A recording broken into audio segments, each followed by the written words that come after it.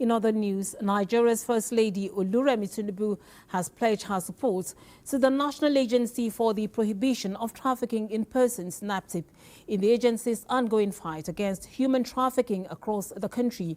She made the promise when the Director General of the agency, Binta Adamu Bello, led top management of NAPTIP to her office in the Villa. State House Correspondent Adeniyi Taiwo reports. Persons is said to be the second largest transnational organized crime in the world after drug trafficking.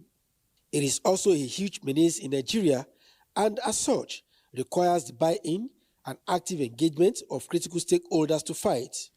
Thank you very much, Your Excellency. Enlisting the support of Nigeria's First Lady Oluremi Tinubu for the NAPTIP's renewed campaign against human trafficking and gender-based violence is top on the agenda as the Director General of the agency, Binta Adamu Bello, led her top management team to the Villa. She says, notwithstanding the agency's string of success, including the recent rescue of 21 young victims taken from Niger State en route to the Republic of Niger, gaps in resource mobilization and legal frameworks are some of the challenges confronting the operations of the agency. She highlighted skills acquisition for some of the victims of trafficking as one of the areas of interventions expected from the First Lady. Limited availability of shelters across Nigeria to provide safe space for victims of human trafficking and gender-based violence who await rehabilitation and reintegration.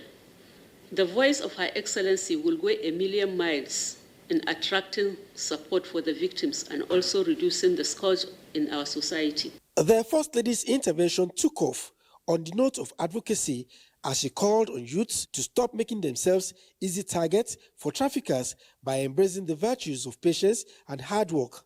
Just a lot of ignorance going on with parents and with young girls thinking that, oh, they can sell their babies to get some money. And I think it's really very, very sad. She followed up with a pledge to provide key support to the agency, starting with interfacing with state governments on its behalf. All your requests to me is justifiable.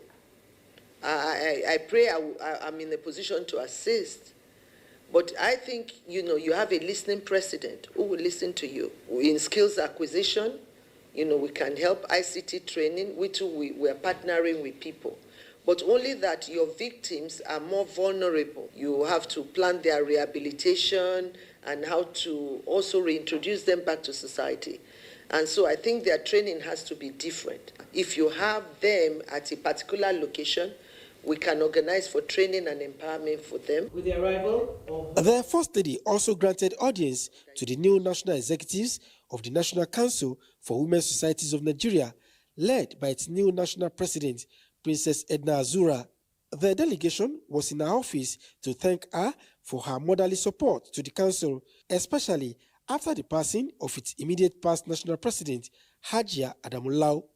Commending them for working together in unity, the First Lady encouraged the council to do more for their members by taking advantage of RHI programs at the subnational levels. You tell the state presidents to go to pay a courtesy visit.